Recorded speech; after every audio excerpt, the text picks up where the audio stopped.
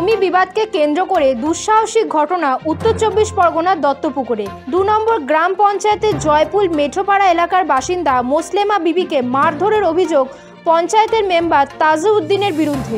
রবিবার বিকেলে তাকে মারধর করা হয়েছে বলে অভিযোগ করেন মোসলেমা বিবি। আমার মেয়েরে ধরে ফেলে দিয়েছে, তারপর ওকে টেনে টেনে নিয়ে গেছে, তারপর আমারও টেনে নিয়ে ফেলে দিয়ে ঘুষি ঘাসা সব মেরেছে, তারপর বাঁশ নিয়েছে, নিয়ে আমাকে মারছে। আর তারপর গিয়ে আর অন্য লোকে রাকেশ আর ওই আনারুল, শাহজাহান, শোয়েব এদেরকে বলছে তোরা ঘর বাড়ি ভাঙ ভেঙে দিয়ে। আর আমার একটা পেপারের চাল ছিল, আমি দুটো রান্না করে খাই সেই জায়গায়, সেখানে আমার সব ভেঙে দিয়েছে বাড়ি মেরে। আর আমার মুরগির ঘর ছিল, সেই মুরগির ঘরটা নিয়ে উল্টে ফেলে দিয়েছি। আমার ফেলে দিয়েছে, বাড়ি দিয়ে মাজায় মেরেছে, মাজায় ভুসি ঘাসা। মারধরের অভিযোগ স্বীকার করে নিয়েছেন অভিযুক্ত পঞ্চায়েত মেম্বার তাজউদ্দিনের অভিযোগ তাকে গালিগালাজ করেন মোসলেমা বিবি ও তার মেয়ে, তাই হঠাৎ রাগের মাথায় গায়ে হাত তোলেন তাজউদ্দিন। আমি গিয়ে জানতে চাইছি আমাকে তোর বাপের জায়গা অমুক তমুক ভীষণভাবে আমাকে এগ্রেসিভ হয় এবং তার আগে থেকে আমাকে খিস্তি খামারি করছিল। ঠিক আছে, ইন্টেনশনালি আমার একটু মাথা গরম হয়েছে, আমি একটু ধাক্কা দিয়েছিলাম, দিয়ে পড়ে যায়।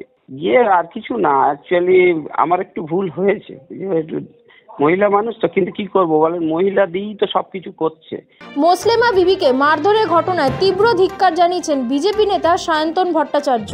যে রাজ্যের মুখ্যমন্ত্রী নিজে একজন মহিলা, আর যে রাজ্যে এই মহিলা সেন্টিমেন্টকে ব্যবহার করে এই মুখ্যমন্ত্রী প্রত্যেকটা সময় ভোট বৈতরণী পার করার কথা বলে, আর সেই রাজ্যেই সেই দলের, তার নিজের দলের তৃণমূল কংগ্রেসের পঞ্চায়েতের মেম্বারের দ্বারা এই মহিলার উপরে আক্রমণ, এটা তৃণমূল কংগ্রেসকে তীব্রভাবে ধিক্কার জানানো ছাড়া আর কোনো ভাষা নেই। জমি বিবাদকে কেন্দ্র করে মোসলেমা বিবিকে মারধরের ঘটনায় ইতিমধ্যেই শুরু হয়েছে রাজনৈতিক চাপানোতর।